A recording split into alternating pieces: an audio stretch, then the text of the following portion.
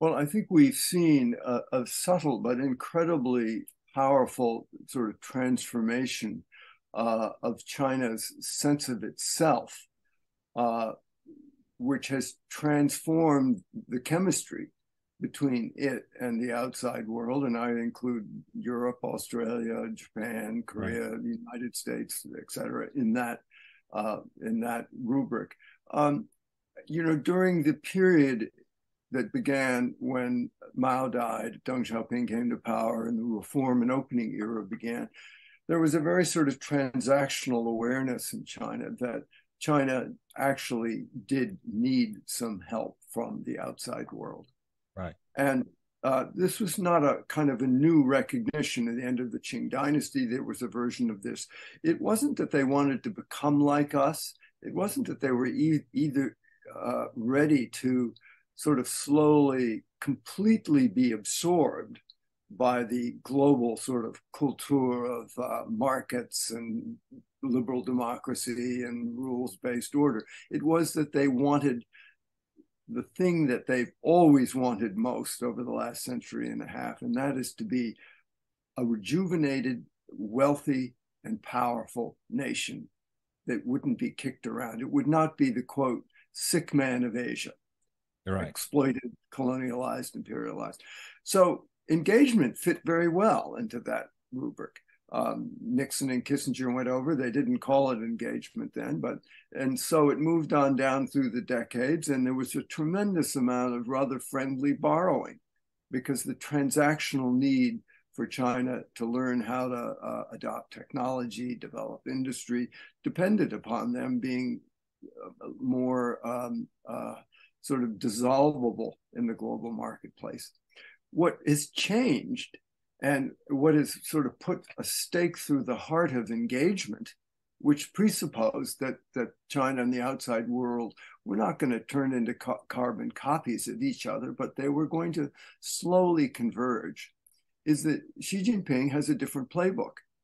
He now imagines China has attained sufficient wealth and power and rejuvenation, that it doesn't need to subserviently borrow and give a little to get a little with the West. So he's in another act of the play where it's China's turn, not only to act as a great power, but it's sort of turn also to be able to set the rules of the road and even do a little bullying, just as the great powers once did to China. So we're in a very transformed world where I think it's as much a question of not of national interest or economic interest, but this deep and abiding historical yearning for China to be a country of consequence that is not only equal. China never did equal very well, even in the dynastic period, but superior. It's the big dog on the block, at least in Asia, if not in the world. And thus it wants to transcend and really undermine the order such as it is, where America is sort of the big dog, even in Asia to some degree.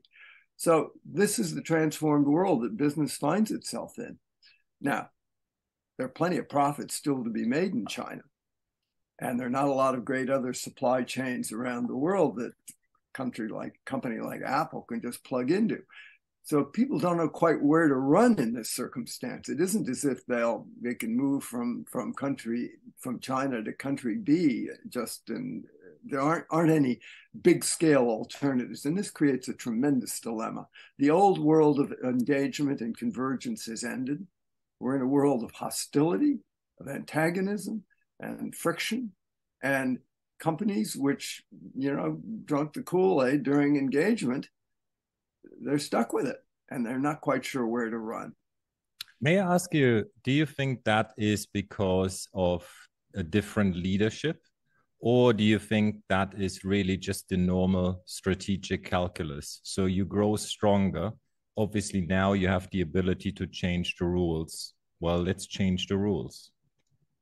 Yes, I think there is an ineluctable yearning amongst a leader like Xi Jinping to be able to change the rules. And not only does he want to change the rules, but whereas under the earlier leaders, and Deng Xiaoping, Hu Yaobang, Zhao Ziyang, Jiang Zemin, Hu Jintao, these guys all sort of thought, well,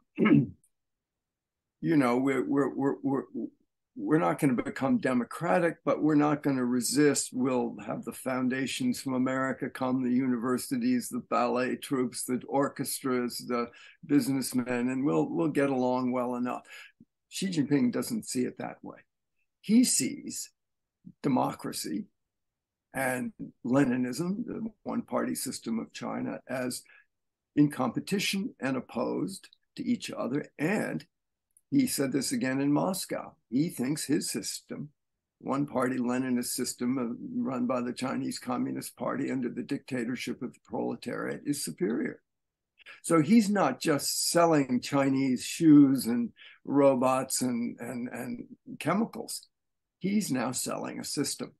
And that's what gives this whole standoff more than just a strategic sort of national interest, trade interest cast.